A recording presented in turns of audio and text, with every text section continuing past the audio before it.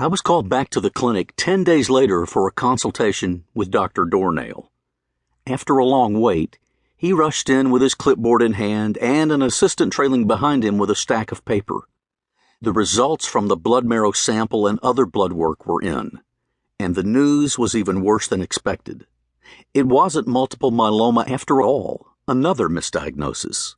I was told that the new test results were definitive and that I had an extremely rare and incurable cancer of the lymphatic system instead.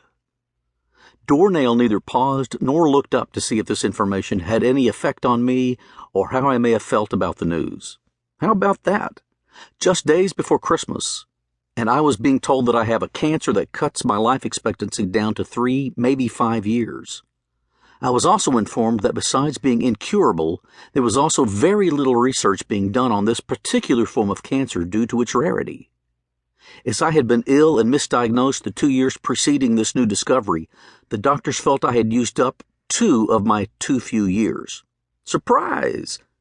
I was looking at 1 to 3 years of a dwindling existence. My mind automatically latched onto the single, solitary 1-year bit, which made the whole situation even more dramatic. He then launched into an explanation that sounded as if he was dictating notes into a machine.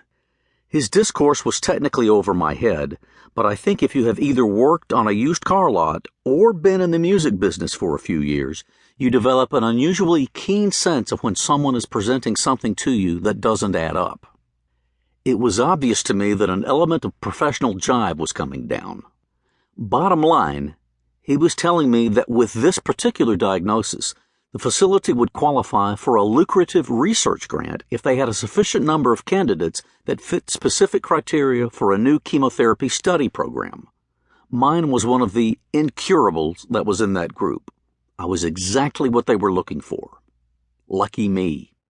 I wasn't able to spell, pronounce, or even mouth the names of the drugs or procedures that were listed on the pages in that stack of papers. But deep down I knew I didn't want any of that stuff put in me. I felt a lot of pressure from their presentation, and naturally they wanted to start immediately. Now it was my turn to be inconsiderate. I didn't respond.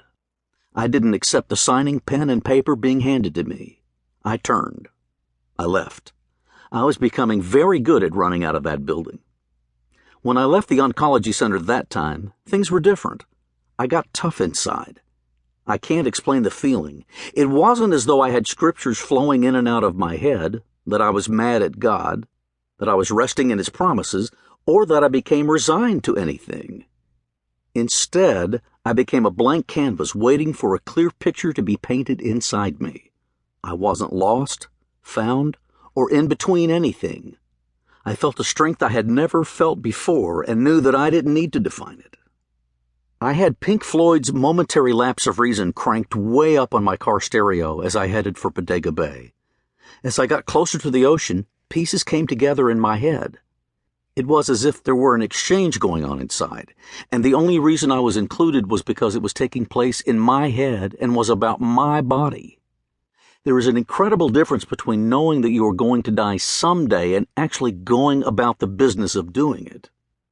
You don't get a lot of practice. When it does eventually become your turn to give it a go, you might discover a certain unyieldingness of spirit that is curiously juxtaposed with a bewildering sense of acceptance as the whole unwieldy process unfolds.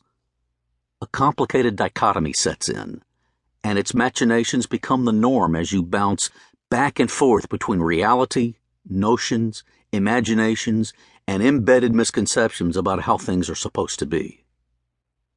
I drove straight home. I didn't want to look at the ocean. I didn't want its comfort, its lapping, enveloping rhythms. The house was cold, and I didn't want to be warm. I stopped in the middle of the room and closed my eyes. I did everything I could to empty out my mind, my heart, and conceptions about my place in the world. I only wanted to go numb. I finally opened my eyes, and the room came back into focus. I realized that I'd been standing alone in nothing but darkness for more than an hour.